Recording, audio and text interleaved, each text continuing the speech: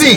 It's once in a while when you have leaders such as Mugabe towards the end of his tenure, leaders such as Kagame, leaders such as Magufuli, leaders such as Sam Ruto, leaders such as Geingob and Masisi in Botswana and Namibia, who have started to implement the project of revival of the Africans by scraping away borders, creating common trade zones, and allowing our people to begin to move freely, building the Africa that we want.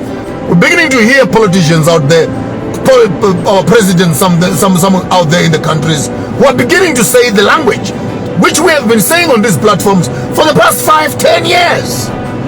But I'm glad that this message is even reaching the powers that be. I'm happy when I hear them talking about coming to the table.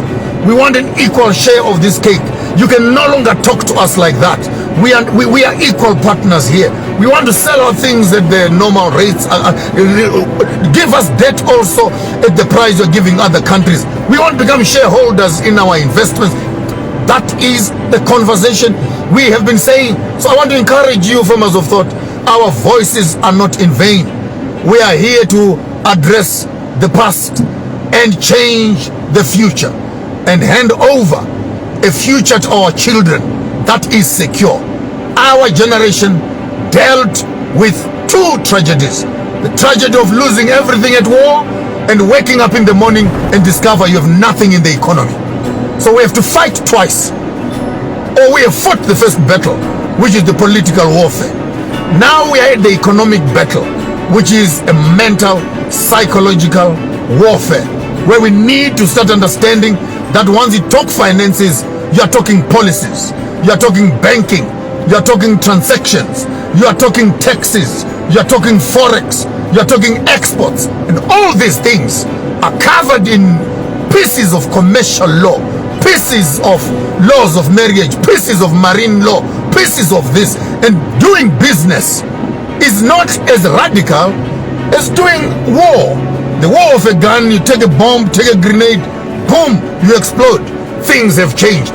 But when it comes to dealing with economic landscapes, the economic war base is not carrying guns and shooting people unless you're doing a regime change like what America is doing.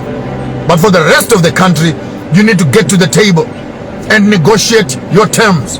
But Africa, in her condition right now, she cannot get on the table and negotiate her terms. Because Zimbabwe will say, we are selling lithium at X amount. Botswana raises its hand and says, no, we can sell it at so much. Zambia raises its hand, no, don't buy from Zimbabwe, don't buy from there, we'll give you at a cheaper price. And so Congo can say, no, there's war here, we give you half the price. Why? Because we don't have a common market. Africa can be benchmarked on a common purchase order. If it is $10, it is $10 in Congo, $10 in Zimbabwe, $10 in Gambia, $10 in Cote d'Ivoire. Then we are doing business. If it is gold, if it is $150 or $60 per gram, it must be $60 per gram throughout Africa and on the world market also.